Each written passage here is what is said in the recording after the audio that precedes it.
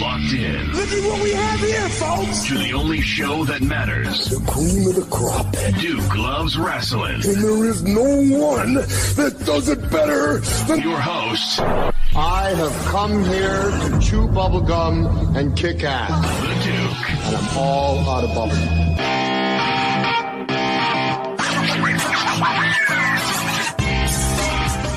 Brothers and sisters, welcome back to episode 3 of Devon and the Duke.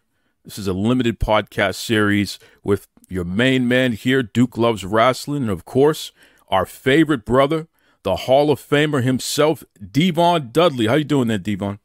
I'm doing all right. I went to bed last night around midnight, and you know when you go to bed, sometimes you get in that deep sleep, and when you know you got to get up in the morning, you sometimes don't want to get up. But it was one of those things where I thought I wasn't sleeping because I wasn't in that deep sleep.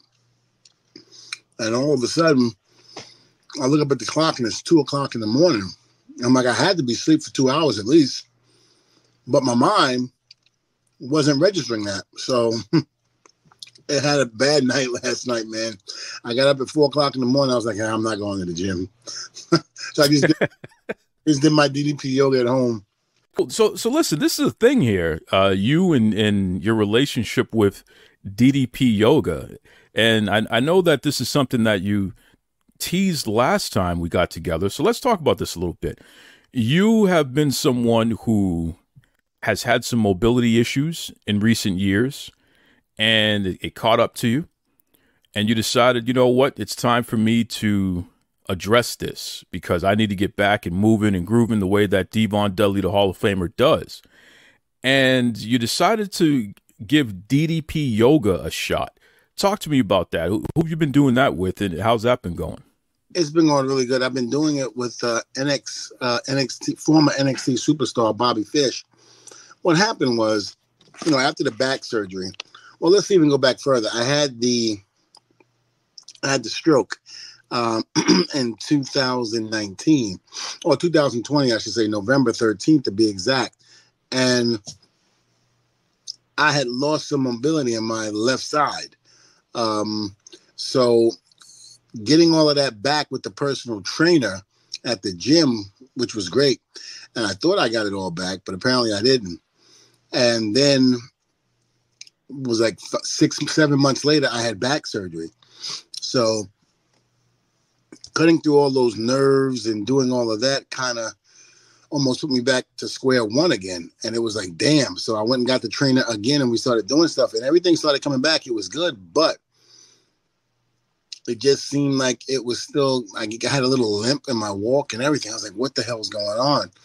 And then we did it to where I was just enough to be able to do TNA 1000 episode with Bubba.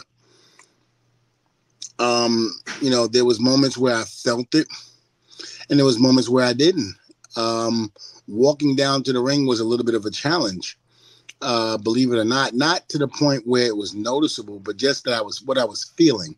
So what I'm feeling is like doing 1,000 squats, waking up the next morning and feeling the results of those 1,000 squats, where the glute and the thigh begins. In other words, where the ass and the thigh, come together. So what happens is the nerves in the body started firing back up after being cut in the lower back. And it's almost like a wake-up call. It's like, wait a minute, what's going on? Why have I been asleep? It's like your nerves have been in a coma. And now you have to wake up everything and reteach everything all over again. And it was getting to the point where it was becoming like impossible to walk just because it hurt so bad.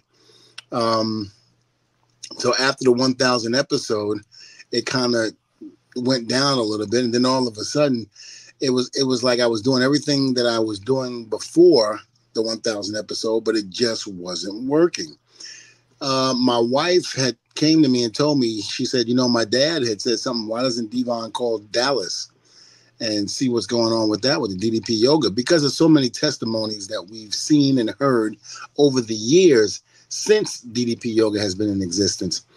And I said, well, what the hell I got to lose? I've been spending thousands of dollars on rehab, on little devices that I'm seeing on social media. Why not give it a try? I called Dallas.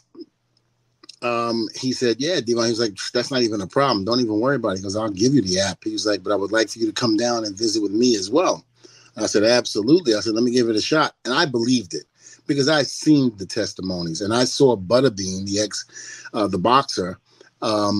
He was in a wheelchair and now he's training again to box, which I think is insane, but he's training to box. And it was one of those things where I was just like, well, damn, you know, he did it for Butterbean. He did it for Scott Hall. He did it for Jake the Snake. He did it for the guy who was in the military who was jumping out of planes and could barely walk. I mean, couldn't walk at all, really. And now he's running marathons. I was like, he's done, you know, wonders for all of these guys. Let's see what he can do for me. And I just remember doing it after the first time and was just like taken back by it. It felt good. It felt like I had really broken up a lot of stuff. And then come to find out that when you have surgery, the surgery starts to heal after. You're building scar tissue on top of what they repaired. And that's what makes it almost impossible for sometimes for you to function after back surgery, after shoulder surgery, any type of surgery, because that inflammation is in there and the scar tissue is really, really building up. And that's the one thing about DDP yoga that I love is that it breaks up all of that. And you can start laying in your bed doing it and then eventually make your way up out of the bed into a chair and from a chair standing up. So going through that process, it's been great.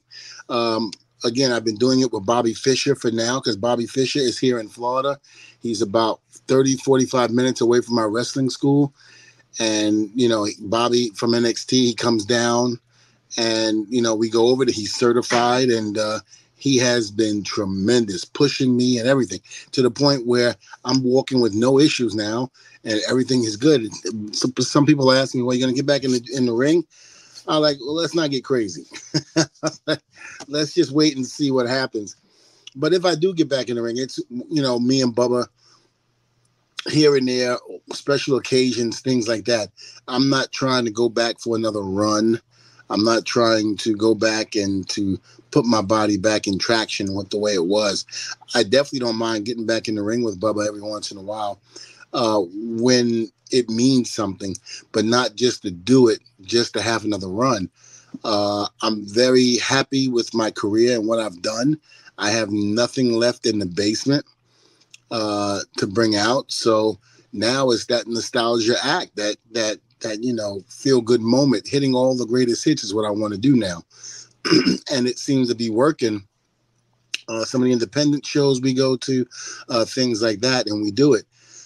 So I'm very happy with the results of DDP Yoga. I'm very grateful for Dallas. I'm very grateful for Bobby Fish, and I'm very grateful for my wife for even suggesting to call Dallas. And the thing about it is Dallas also teaches you how to eat and things like that. He lets you watch documentaries. He wants you to watch them so that way you can get a better understanding of what you're putting in your body. Because in order for this stuff to work, you have to eat right. You got to start eating right and taking care of your body. If you don't take care of your body's not going to take care of you. And that's one of the things a lot of people don't understand. And after seeing some of these documentaries, reading up on what's in our food, I was simply blown away out of all the crap that's in there that we think it's okay. The fast food restaurants that we go to when we try to eat healthy and we thought it was okay, just the quality of meat, things like that. It's crazy how bad it is for you. And it's like, it got to the point where I didn't even want to eat anymore, but you got to eat to survive. So, you know, I eat a lot of vegetables, you know, like steak, chicken, things like that. But everything has to be organic. It has to be homegrown. You know, what do you call that? Grass-fed, things like that. And hopefully when it says that on the package, that's what we're getting. But you never know nowadays. But I've even somewhat turned vegan in a sense where if I can try to avoid the meats and stuff like that, I'll avoid it. You know, only when you have that's like almost like a sweet tooth when you have for sweets, when you have for meats. So that's the only time I'll eat. I'll go out there. I'm very difficult when it comes to ordering food. I'm like, look, no salt, no butter, dry, sauteed onions, Let me get vegetables only, Caesar salad with the dressing on the side. I put like a teaspoon of dressing. It's bad. My wife goes, I hate going out with you now to eat because you don't eat anything. I went from 280 to now 241. And I lost a lot of tremendous weight and feel great. That's a heck of a story. Jesus, 280 to 241. How much time did it take you to lose that weight? I'm going to say probably about almost 2 months. Wow, because Devon. Doing the yoga, I'm also in the gym working out with the trainer and myself. So I'll get up at 4:45 in the morning, get dressed. The gym is only 5 minutes away from me, so I get out of my house by 4:55. At the gym, I hit the sauna first for 30 minutes, fully clothed or a sauna suit for 30 minutes. Go upstairs, start in the fitness room. I guess it's not the fitness room. It is the Zumba room. I go upstairs for about another half an hour. I meditate for 10. I will go and start stretching, and then I'll go to the app, DDP Yoga app, and I'll start doing the yoga. And I start doing them all. And then when I'm done with that, then I'll go downstairs. I'll start my regular workout with the weights. So that has allowed me to be able to lose the weight how I've done it because of the fact that vegetables, steak, egg whites, things of that nature. Leave out the processed food. Leave out the fried food. No dairy products, things of that nature. I leave all of that alone. I don't eat it. Am I starving? Fuck yeah, I am. I'm hungry. But I ain't gonna lie to you. I look at TikTok or Instagram and I scroll down some of these videos and you can make this at home and blah, blah, blah. And I'm just like, oh God, I got to turn real quick. But the results are the results. I mean, geez, 40 pounds in 2 months. That is tremendous. That is tremendous. I mean, again, you'd be surprised if you cut out what you cut out, and you're not depleting your body of anything. I'm still eating, protein shakes, protein bars. The protein bars, the Pure Pro double chocolate is like my sweet tooth. So whenever I get a sweet tooth, I'll eat the double chocolate Pure Protein bar. When you look at the amount of vegetables and chicken and steak that I eat, it kind of fills me up. But it's a good fill up, and the body digests everything really good. I take a lot of Metamucil for the digestive system, and I do a lot of vitamins. Like a colon cleanser or a kidney cleanser, liver cleanser. I take all that stuff, just so I can, maintain a healthy insides. And I take things to help out the digestive process. So when you're doing all of that and you're watching what you eat and monitoring everything, that's how it comes off.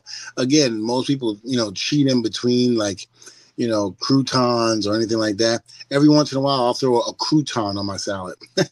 A crouton, that's it. But, this is how I'm living now in terms of eating, and I'm enjoying it. It's not for everyone. Not everybody has that willpower to do it or wants to do it, but I do. And, right now, this is how I feel. This is what I want, and it's making me feel better, to the point where my health is back to normal again. But I'm not trying to do anything to jeopardize it again. I don't want to go back to the way I used to feel, because it was rough for a long time. Now I'm as good as new now. I don't feel that pain anymore. And like I said, I've been doing it, almost 2 months now, 2.5 months of DDP yoga, and it's worked out tremendously. The hardcore diet, so to speak, it works tremendously. I love it. Everybody that I speak to in terms of the boys, Tommy Dreamer, Bubba, which shocked me because I never thought he would be a guy that would be into doing yoga. And he said at one point he started doing DDP yoga and it helped change him. It helped change a lot of people. Dallas is God sent. And I think anybody who's having problems or issues with knee pain, back pain, or anything like that, before you go to that surgeon, try it out. What do you have to lose? I mean, what, getting cut open and freaking your life being miserable? Try it and see what happens. And I remember I spoke to Dallas. He was like, man, Devon, I wish I would have had you before the back surgery. And he was, but he didn't. He goes, but we can definitely work with it now. And that's what we're doing. Incredible. That's a heck of a testimonial. Shout out to WWE Hall of Famer Diamond Dallas Page, and certainly Bobby Fish. I mean, a guy who he's been on TV for the better part of the past 21, 22 years of his career. And there's a reason for that. Fantastic wrestler and even better educator. So the fact that you've had him help you with your journey with DDP Yoga, and within 2 months you've lost 40 pounds, you got your mobility back, things are moving in the right direction. That says a lot. It says a lot about DDP Yoga, it says a lot about Dallas, it says a lot about Bobby, and it says a lot about your determination, Devon. So kudos to all of you. With the 3 kids that I have, that are younger, because yes, me and my wife, we started over again. I had 3 more kids. So, 5, 4, and 5 months. It's like, I want to be around. I might be old at 70 or 80, but at least I'm still going to be here. That being said, I want to make sure that my health is number one and not be stubborn enough to go, I'm not doing that. Oh, F that. That's too hard. No, I'm not doing that. I'm going to do what I'm supposed to do to live a healthier life. I don't want to be sitting here on a podcast, on a show, crying because now I got something that could have been prevented, And what was the great, what the great thing about it was, people in WWE, they never really give you your just due. Sometimes when you lose weight or what have you, they always make fun of you, like to keep you down. But it was great to go there during the draft and they go, what the hell happened to you? You lost so much weight. You look freaking phenomenal. I kept getting that everywhere I went. And it made me even more proud of what I had been doing, and to the point where I want to continue to do it. I don't want to stop. Every time I go back to WWE on TV, I just want them to be having the same reaction. Like, what the hell are you doing? You look great. I'm 51 years old. I'll be 52 August 1st. And I'm just looking forward to what I'm going to look like at 60. There you have it right there, folks. If you needed a reason to check out DDP Yoga, you just found it right there. Devon Dudley giving his stamp of approval, and he's just getting started. This is 2 months in. What's going to happen a year from now? I mean, look, I went through stroke and major back surgery, and back to walking, back to doing things, and hell, it was even to where WrestleMania weekend, I was in the ECW arena, myself and Bubba versus Onita and Dreamer. Now, it wasn't the Devon of old, but it was definitely the Devon where I could hit the greatest hits and go home. Although Bubba went up on the top rope and did the what's up this time, I was like, yeah, no, I can't do that. There was a point where in your career, you started flexing more. You started wearing these tighter shirts and you're flexing and all this stuff there. You were feeling yourself, brother. Yeah. Are we getting back to that Devon where now you walking around flexing and all that? Well, I think at that point I was doing heavy weights and things like that. So I think I won't be that big because there's no reason for me to be that big. But, when you see some of these guys who drop all the weight, even some of the bodybuilders who are no longer bodybuilders and they're living a normal life, but they're still cut, they're still ripped, they're still doing their thing. And that's what I want to be. I don't want to be bulky. I don't want to be, muscle bound or anything like that. I just want to have that men's health fitness look, and that's what I'm gunning. That's what I'm shooting for. I want that. I want to be able to go to a water park, take off my shirt, and they go, damn, Devon look good at 51. That's what I'm looking for. Well, speaking of which, you were at the River City Wrestling Con this past weekend, and boy, it was the most successful pro wrestling convention in the state of Florida history. Okay, in terms of what they were able to accomplish there, it's never been done before in Florida. So kudos to those folks there that put that together.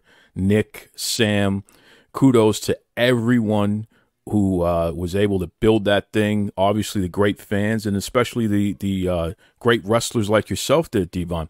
But you were there with family, and you gave people an opportunity to see a different side of you. They know you as the Hall of Famer and the wrestler.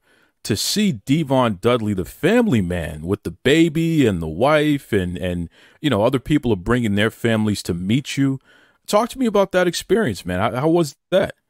I mean, it was great. I didn't know that I was going to have all, like a lot of eyes on me with the family and stuff. But, that's the thing. The fans don't get to see us in our private life a lot of times because we're very private at what we do. And, I'm still private, but at the same token, I like my family to enjoy and to be able to come with me when they can, because I'm not willing to sacrifice anymore my time with the wrestling business. No disrespect, but taken away from my family. So if I can bring my family with me and they can share the experience with me, then so be it. I want my wife right by my side with my kids. One of the people that I really have a lot of respect for is Lacey Evans. Lacey Evans, when she was with WWE, she'd rather get a tour bus, put her family in it, and just drive everywhere, not worry about across the world and, leaving the family behind. She actually took them with her. And I loved that about her. She would get in that tour bus and just her and the family, her husband, her daughter. This is before she had the baby. And they would just go from state to state, city to city. And I was like, wow, that is amazing. And Lacey Evans to this day is one of my good friends. Her and her husband, basically they come and visit every once in a while here at my house with my wife and my kids. We go with dinner and stuff like that. When I had my stroke and Lacey found out about it, they were in Orlando. And this was after I came back home. And I think I had been home like 3 days. And WWE was at the Amway Arena in Florida. And she called me and I picked up. I was like, hey, Lacey, how you doing? So forth and so on. And she was like, hey, I want to come by and see you. And I was just like, okay. I was like, I'm not in any shape. She goes, and Lacey, boy, she got a mouth like a sailor. She goes, mother effer, I don't get you. That's not what she said. But she's like, mother effer, I don't give a damn how you look. I'm coming to make sure you're okay. I said, I'm okay. She's like, Devon, I'm coming. Send me your address. So I sent her my address. I told my wife, I said, Lacey Evans is not taking no for an answer. I was like, she's coming over. My wife goes, well, you better let her come over. And, so we came. They bought food, everything. We sat down, had dinner with my family and everything at my dinner table. And I'll never forget that about Lacey Evans. So a lot of respect for her. And I have to make sure I say this right because the dirt sheets, they'll go to town with it. I admire her. I'm not infatuated with her. I don't have a thing for Lacey Evans. I am a very good friend of Lacey Evans, and she's a very good friend of mine and my wife's. So before the dirt sheets get crazy and print stupid things, there you go. I really admire her for how she is with her family. She's a real family woman. And that's really what attracted me to her a long time ago. And I said, that's a person I want to say that's my friend. Shout out to Lacey Evans. That's pretty awesome to hear. And I remember her saying that. I remember her saying that she likes to travel with her family, keep them close. That's great. And again, the fact that at the River City Wrestling Con, you had your family there, it really, you touched some folks' hearts there, man, because it showed you in a different light there. Awesome. In fact, one photo that's been passed around a lot is the photo of Big Vito LoGrasso and his full, outfit there. He had the hat, the suit, and all that, and he's holding your baby. What do you think about that? Well, I told Vito, I said, don't you drop my baby. I'm coming out of retirement. I've known Vito since I first started in the wrestling business. He was with me at Johnny Roz's school. He had been in the wrestling business, I believe, probably 4 years prior to me. A little older than me, and he had already been starting doing enhancement talent for WWE by the time I got to Johnny Roz's school. So, to me, Vito was a star, even way before he became in the business and WWE because of what he was doing.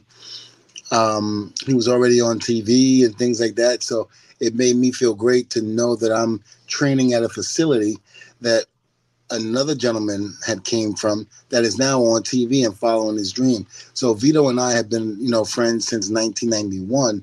And, so to see him after all of these years and for us to actually have that connection, it's been really, really cool. So I saw the picture too. My wife actually showed it to me. And I was like, look at Vito trying to let everybody think that that's his kid. I said, and I got to go on social media and tell people about this. That's my baby. I love it. That's good stuff there. It's interesting. These conventions, they're all different. But when you find conventions that are family friendly, legitimately it's something that you can take everyone from the baby to the grandparents and everybody in between. That's special. That's special. And being able to meet legends like yourself and Vito and Sting and Trish Stratus and Booker T, all the great folks there. Just really a great smorgasbord of heroes and sheroes, so to speak, there. But what was also cool is that there was a wrestling portion of the River City Wrestling Con over the weekend, both Saturday and Sunday. And one of your students had matches both days, but Saturday in particular, Scotti Sosa was in the main event, her very first main event on a big stage like that. And she took on Ruthie J from the NWA and Mission Pro Wrestling champion Tiffany Nieves. So how does it feel to have one of your students at an event like that, and she's headlining the wrestling portion? Oh, it feels really good. I've had numerous female wrestlers come out of my school and make it to major promotions. We had, I believe, Caitlin, I think they call her, Caitlin and TNA. She was in NWA, I believe, at one point. I think she's in TNA now.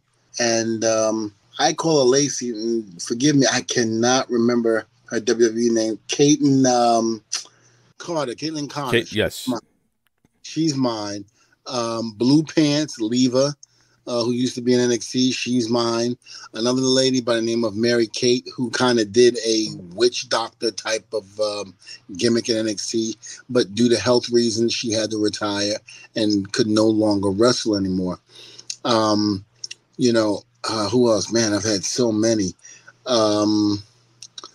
There was another young lady by name, they call her Miss Jenkins. She was in NXT for a little bit. And then, of course, the gentleman, which we all know, Haku's boys, Tafita and Partey, they've been mine. Cruz has been mine, who is, he's in AWA right now under a mask. God, forgive me, I'm so bad with the wrestling names. I know they're real names, but so many people have come out of my school, and a lot of them have been females, which I've been glad to say. With this whole female movement, it's been tremendous to see the rise in women wrestling. I'm not taking anything away from the women during my era, during the Attitude Era. Of course, we know Trish Stratus and Lita have been doing. They did tremendous jobs. Stacy Keibler, Tori Wilson, Miss Jackie, did tremendous. But the women of today are just as good as the men. Yep. It is tremendous to see these women main eventing Monday Night Raw, main eventing WrestleMania.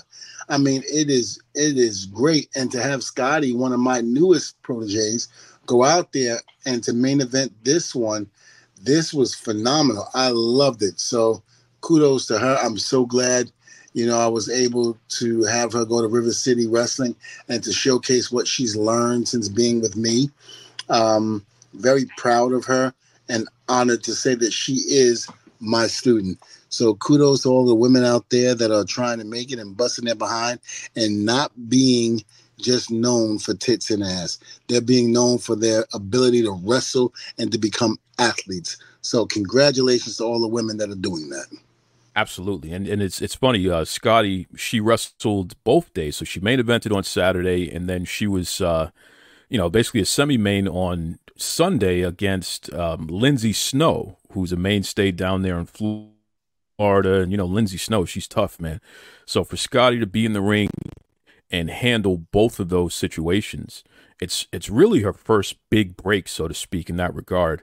But to do so at the River City Wrestling Con, with all of these big stars there, including her Hall of Fame mentor and coach, Devon Dudley.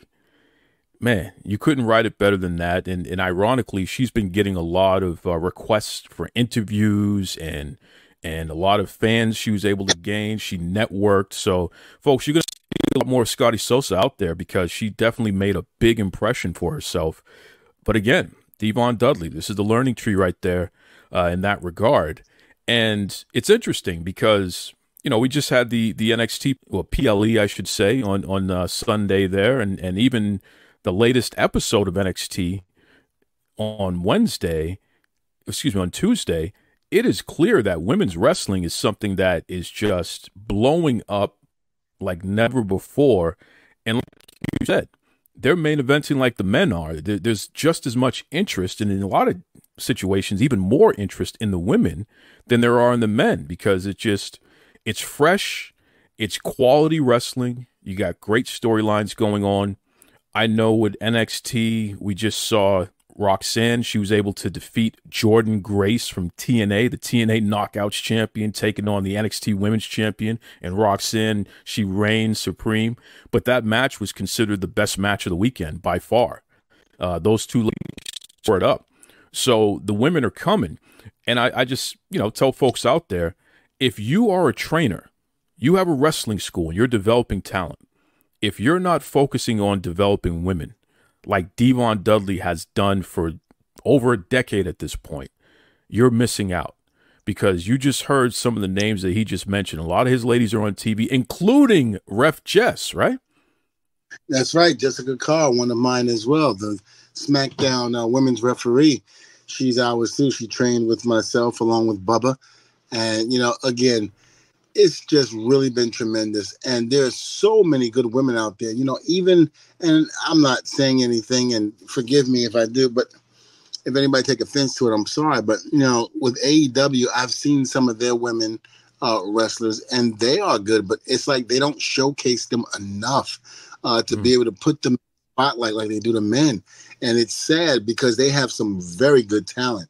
You should be able to, you have these shows, you should be able to make more time for these women to go out there and to showcase what they can do.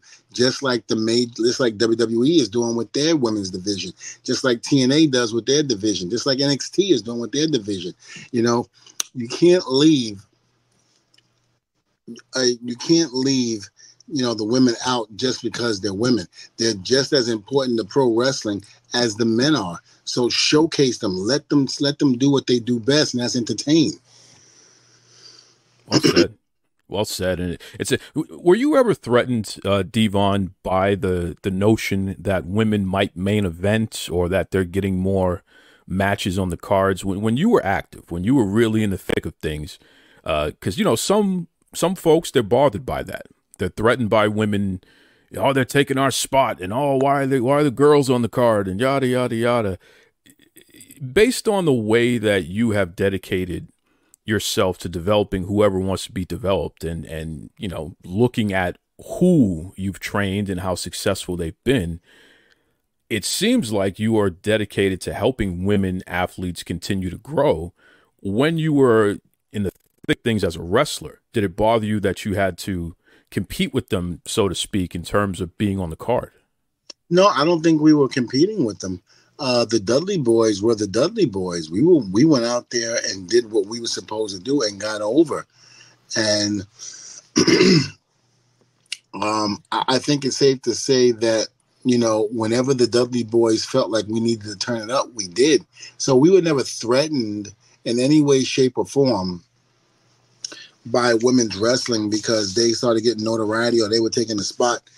We've earned our spot just like they earned theirs. So in my opinion, nothing was ever taken away from us because the women took it away from us. If we got something taken away from us, it was because we let it happen, but had nothing to do with the women.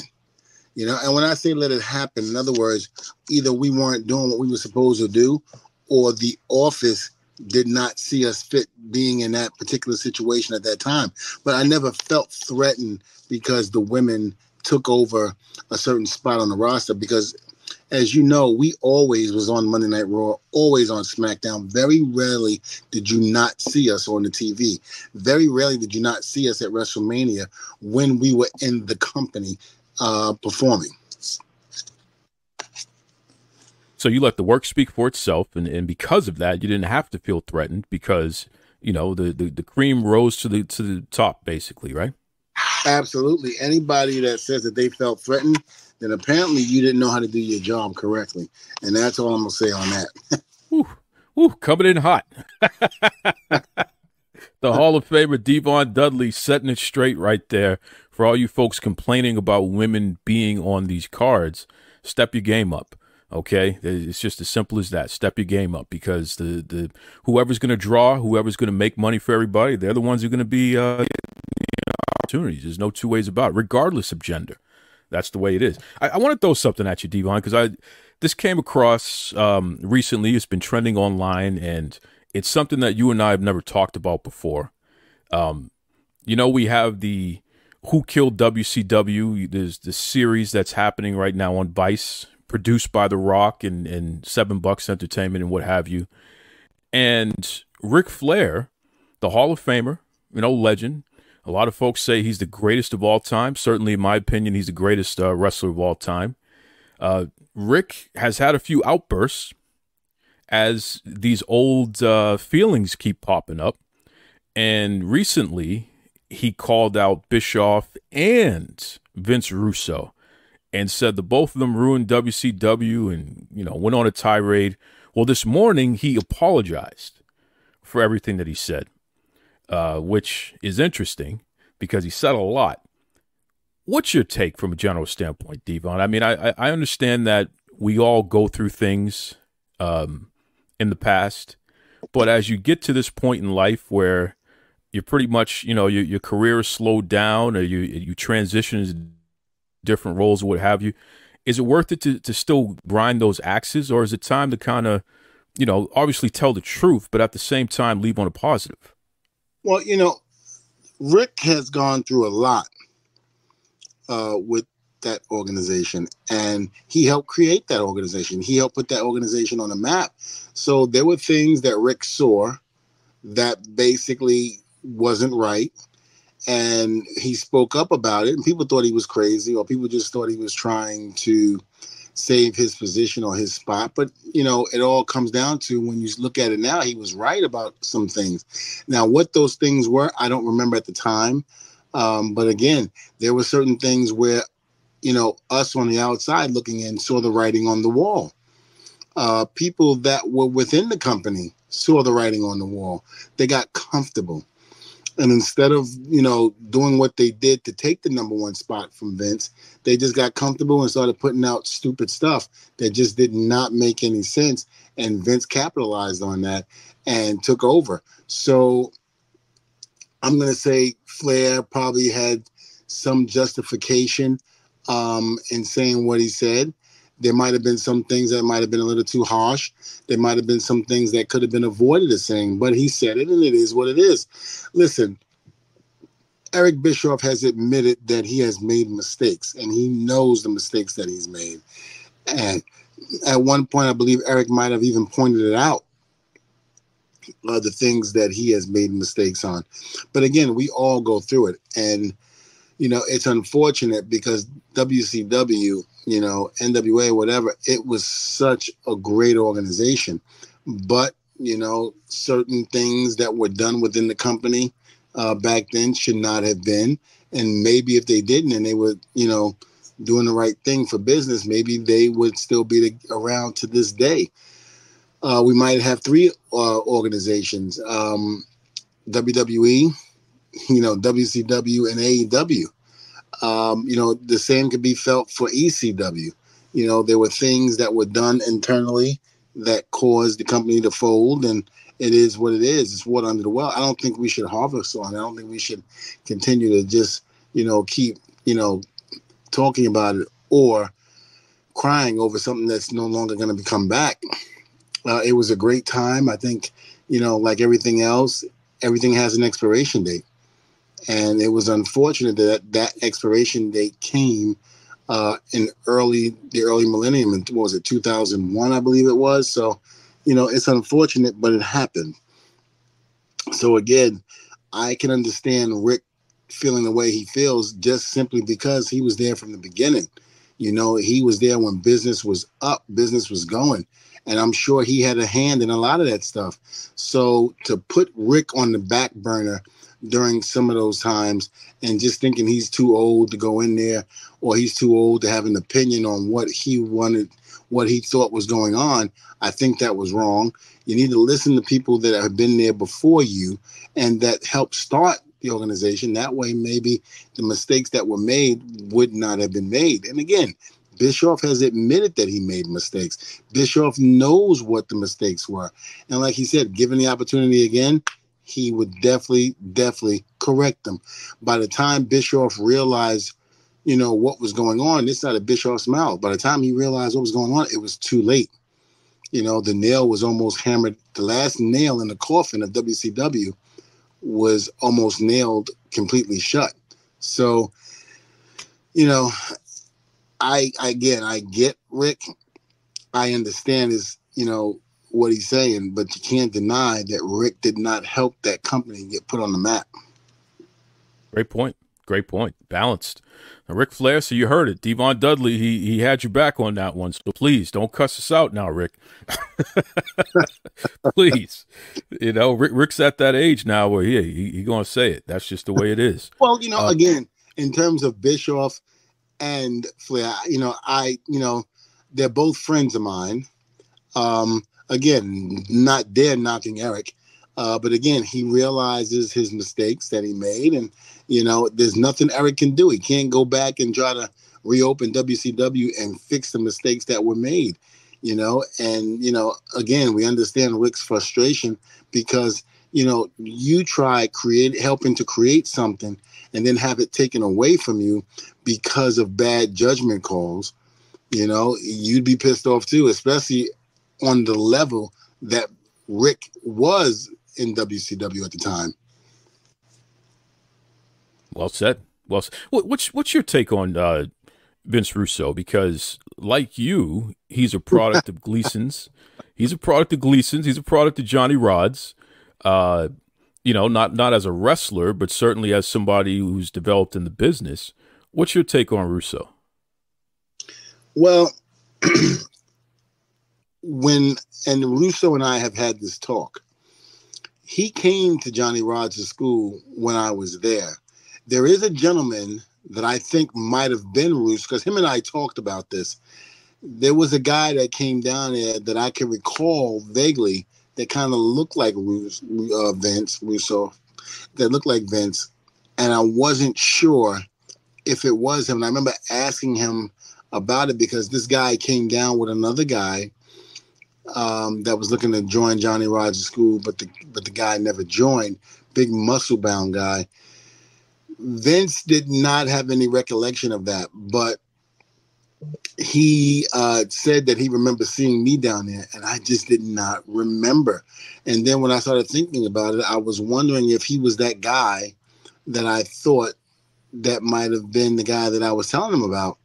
And again, he couldn't remember the guy that I said that he might have came down there with. But, again, Russo said he was there. I couldn't say no, he wasn't. Johnny told me the same thing. Johnny told me he was there.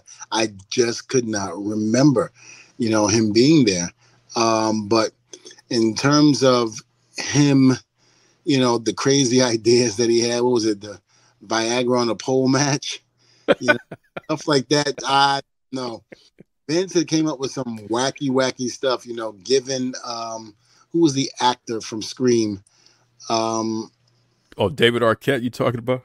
Yeah, giving him the heavyweight championship. I don't know about that.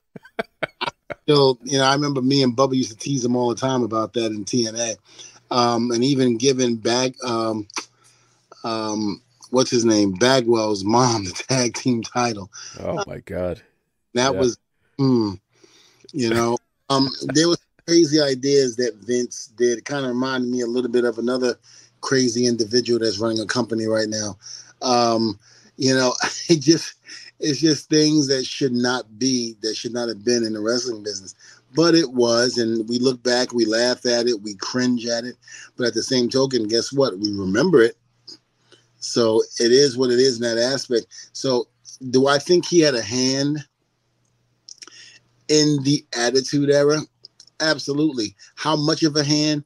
I can't really say about that. Russo claims that he had a big, huge hand in all of that. And it was almost like Vince didn't have anything. I don't think that's the case. I think a lot of that was Vince. And as we know, if you think about the storylines that were going on back then and think about what he's going through right now in terms of Vince McMahon, you got to think that half of those 6 storylines were Vince. Good point.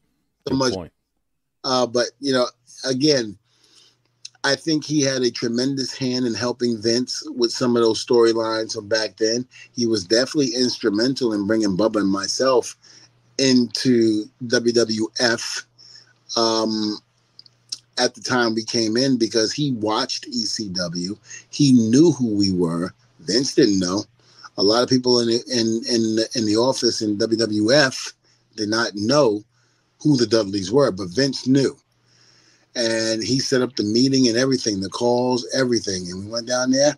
And, if it wasn't for him and another gentleman by the name of Blackjack Brown, Bubba and I, we don't know if we would have ever made it to WWE or not. Wow. Shout out to Vince Russo. That's a hot take right there. Never knew that story. Yeah. Wow. That's amazing. It's interesting because what we're seeing right now, Devon, is a lot of younger fans who they really weren't alive during those years. You know what I mean? These 20-somethings and what have you, they were either too young or they just flat out weren't alive. But yet, what I love about them, Duke, is that they got so much to say. Right? A lot of so disrespectful. I'm like, bitch, you weren't even born then, let alone you were still you wasn't even a thought in your father's nutsack at the time. But yet you want to go on social media and badmouth people and talk crap. The one thing I loved about the 80s and the 90s before the internet is that a lot of fans were very respectful back then. They might not have liked what they saw or what have you, but they weren't rude about it. Everybody has the right to have their opinion. There were, if you wanted to get your opinion across to a certain organization that was around during that time, you wrote a letter and you mailed it in, and that fan mail. And that's how it was done back then. We didn't have any social media. We didn't have any, switchboard for people to, go on whatever particular website there is. To voice their opinion. We didn't have that, It was a good time back then. Everybody felt like they were well respected. Nobody felt like they were disrespected during that time, unless you felt like you were disrespected by the boys or the office. But that was the only thing. The fans respected you. They knew. It was a different generation back then. And that's what I missed the most about yesterday. It's not that, I'm an old fart or what have you. I mean, sure, make the joke, yeah, you are, Devon. Okay, I am. But I can tell you what, business was great back then. Ratings were up, and your father or your uncles were watching us, spending money, and freaking loving what we were doing, taking your little snot nose behind to the wrestling shows to watch us. So when you sit up there and say something messed up on social media, think about it. Think about what you're saying, and stop thinking that, I have a job. It's freedom of speech. I can say whatever I want. Blah blah blah. When people say that to me, I'm like, man, I wish your ass was in North Korea right now and said that shit. I said your ass would be missing. You would be. They would find out real quick. They don't have that. Yeah, they'd find out. Wow. I go on Twitter, and or whatever it's called now, X or whatever. I go and I see these videos where these people get pulled over and they're just like, what the hell you pull me over? They're acting all big and bad. Why you pull me over? I ain't opening up nothing. I ain't getting out of nothing. Man, do that in North Korea. Do that in fucking Iraq and see what happens.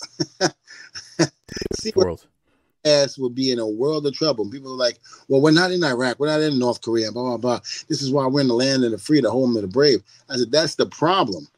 I was like, you're protected by these laws, so you feel like you can say and do whatever you want. But let that shit change, and your ass going to be just like the rest of them people over there in other countries. You won't be able to say a goddamn thing. Notice how I said got, G-O-T, not G-O-D. I tell people all the time, JR tried to correct me on that one day. He goes, isn't that little blasphemy using God's name in vain? I said, no, JR. I said, black people don't say goddamn. I said, we say goddamn, G-O-T, goddamn. If you ever listen to a black person, goddamn.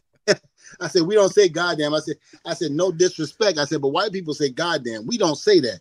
You listen to a black person when they say goddamn. But when you see it on TV and you put the closed caption, it says God. But listen to how we say it. It's totally different. Listen, all those years that JR hung out with Ernie Ladd, he didn't pick up on that? Come on, JR. You should have. Come on, JR. Should know better than that. Now, Devon, you have a big booking coming up this weekend, right? Yes, I do. Yes, I am. I'm going to be at the Space Coast Comic-Con June 15th through the 16th. It's going to be in Wickham Park, Melbourne, Florida. I live here in Melbourne. I love this community, love this town. A lot of people who I see in passing, I don't have time to really stop and have conversations with or sign anything really because I'm out and about with my family or I'm doing my, regular activity things I'm supposed to do. I get to go now to Wickham Park at the center and be able to do this autograph signing and be able to talk to the people, be able to sign autographs, take pictures, take my time with them because now I have the time to do that. So it's going to be very interesting. I'm looking forward to it. And, I want all the people in Melbourne, and anybody within that area, Palm Bay, Titusville, Vieira or Vero, come on down and, show your love and support. We got wrestling events that's going on there. We got cosplays going on over there. I mean, we're really, really going to have a great time here. I love it. So once again, you can see Devon Dudley live. Come on, folks. You want to do it. It's a great chance to do that.